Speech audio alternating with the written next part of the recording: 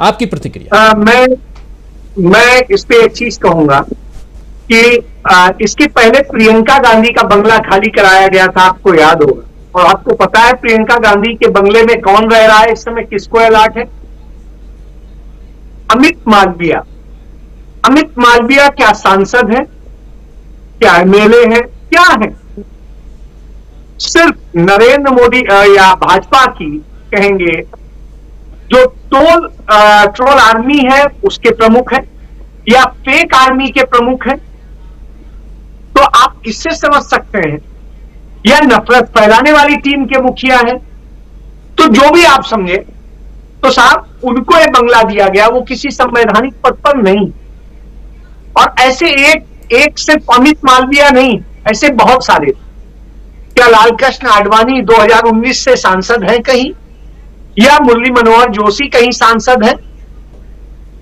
तो वो किसी न संवैधानिक पद पर है, न कहीं पर और है, न किसी सदन के सदस्य है, लेकिन उन्हें बंगला है। एंटी टेररिस्ट फ्रंट का जो एक बनाया हुआ है, पहले जिन दिनों में वो बनाया गया था उन दिनों वो कांग्रेस पार्टी के युवा के अध्यक्ष होते थे, बिट्टा। बिट्टा को क्यों घर है, बंगला मिला हुआ है? क्योंकि वो बीच बीच में राहुल गांधी वाला पूरा चलाते हैं। तो इस तरीके से बहुत सारी है, मैं एक एक करके गिनाऊंगा तो बहुत समय ले जाऊंगा। मैं उदाहरण के लिए चंद नाम गिना रहा हूं। तो ये वो लोग हैं जो कहीं से भी किसी भी तरह से अधिकृत नहीं है, तो उनको बंगला क्यों? कहीं तो आप ये कहते हो इनको इसलिए बंगला दिया गया क्योंकि इनको जेड प्लस सिक्योरिटी दी गई है, और इस कारण से जेड प्लस सिक्योरिटी का और कहीं वो नहीं हो सकता है, इसलिए सरकारी बंगला दिया है। तो हुजूर, राहुल गांधी तो इस देश के वो व्यक्ति हैं जो एसपीजी सुरक्षा में थे चंद महीनों और पहले तक। अब उनकी आपने कम कर दी, ठीक है, कोई बात नहीं। राहुल गांधी रेगुलर तमाम सारे खतरों में रहते हैं। और ये हिंदुस्तान में सिंगल एक परिवार पर यह कहा जाए जिस पर सबसे ज्यादा खतरा है इस देश में, तो परिवार तो गांधी परिवार है। उसमें कहीं किसी को भी मुझे नहीं लगता है कि कहीं पर कोई संशय होगा। तो यदि उस परिवार की आप ये बात करते हैं तो फिर आप उससे छीनते हैं, ये दर्शाता है कि आप वास्तव में वो घर नहीं छीनते हैं, आप अपनी उसके जरिए अपनी कुंठा मिटाते हैं, यह आपकी कुंठित मानसिकता का परिचय है। तो सबसे बड़ी बात ये, ठीक है, राहुल गांधी ने तो कह दिया हमें कोई फर्क नहीं पड़ता, उनकी पार्टी के तमाम सारे लोगों ने कह दिया मेरा घर राहुल का घर, तो साहब ये उन्होंने कर दिया, चलिए कोई बात नहीं, उससे कोई लाभ मिले ना मिले, लेकिन कम से कम हर व्यक्ति जान रहा है कि आज राहुल गांधी से घर क्यों छीना गया। उस कुंठा के कारण उन्हें बेघर किया गया, जो कुंठा नरेंद्र मोदी के दिल में है और भारतीय जनता पार्टी के दिल में है। और वो इसलिए है, वो अयोग्यता के कारण नहीं है, वो इसलिए है क्योंकि वो उनके हितों पे, जो उनके निजी हित है, स्वार्थ के हित है, जो देश के हित नहीं है, उन पर हमला करते हैं। वो उनके उन वित्त पोषकों पर हमला करते हैं, वो अदानी अंबानी को घेर देते हैं, वो पूंजीपतियों के उस साम्राज्य को घेर देते हैं जो इस देश के 140 करोड़ लोगों को लूटते हैं। तो अब आपसे 140 करोड़ से ज्यादा लोगों को जो लूटते हैं, उनके लिए राहुल गांधी को बेघर किया जाता है, उनके लिए राहुल गांधी को डिस्क्वालीफाई किया जाता है। राहुल गांधी का कोई ऐसा करते नहीं। तो पहली बात ये हो, सतपाल मलिक पर हमला क्यों होता है? क्योंकि सतपाल मलिक भी उसी तरीके से उनके उसी आधार पर हमला करते हैं जो उनके मालिकों को चुभता है। तो साहब, जब पार्टी के वित्त पोषकों के हित पर हमला होगा तो चुभता है, और उनकी उस साजिश पर हमला होता है। वो साजिश जो साजिश करके इस देश के तमाम उन गरीब घरों से आने वाले, बहुत लोअर मिडिल क्लास के घरों से आने वाले बच्चे ही सेना में जाकर के सैनिक बनते हैं, और वो देश के लिए जान देते हैं, उनके मन में जज्बा होता है। उस जज्बे के लोगों को आपने किया है, किसी मां से उसका बेटा छीना है, किसी बहन से भाई छीना है, और किसी मां से और पिता से उनसे आपने छीना है। किसी परिवार का एक ऐसा सदस्य छीना है जो परिवार का पोषण करता है, किसी का पति छीना है। तो आप इससे समझ सकते हैं ये सिंपल नहीं, और आपने देश के बेटों को छीना है, क्योंकि देश का जवान देश का बेटा होता है। तो ऐसी स्थिति में निश्चित रूप से उसका एक प्रभाव पड़ना तय है। और आपने जब अनुच्छेद 370 हटवाया था या हटाया था या साजिश करी थी, जो भी है वो संवैधानिक स्थितियों को लेकर के है, तो उस स्थिति में आप देखिए, आपने यह कहा कि आप बहुत बड़ा प्रहार कर रहे हैं, आप देश को एक देश एक विधान एक वो बताते हैं, लेकिन इस देश में कहीं पर एक देश एक विधान नहीं है। आप नॉर्थ ईस्ट में चले जाएंगे वहां पर दूसरा है, जम्मू आप हिमाचल चले जाएंगे वहां दूसरा है, उत्तराखंड में है। तो साहब सभी जगह कोई ना कोई एक उपबंध है, एक विशेष व्यवस्था है। तो ऐसी स्थिति में जम्मू कश्मीर कोई पाकिस्तान नहीं था, वहां पर हिंदुस्तान का ही कानून लागू था, हिंदुस्तान की सुप्रीम कोर्ट वहां पर वो करती थी, हिंदुस्तान का ही संसद उस पर वो करती थी, वहां के सदस्य हिंदुस्तान के संसद के सदस्य होते थे, भारत सरकार वहां का गवर्नर तय करती थी।